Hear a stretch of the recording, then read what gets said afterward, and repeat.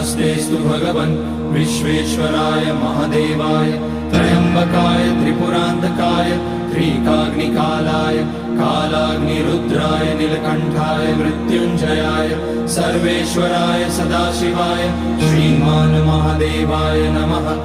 ॐ नमः शम्भवाय च मयोभवाय च नमः शङ्कराय च मयस्कराय च नमः शिवाय च शिवतराय च।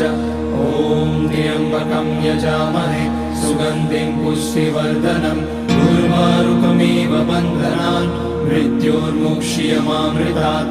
नागेन्द्रहाराय त्रिलोचनाय भस्माकराय महेश्वराय नित्याय शुद्धाय दिगम्बराय तस्मै नकाराय नमः शिवाय।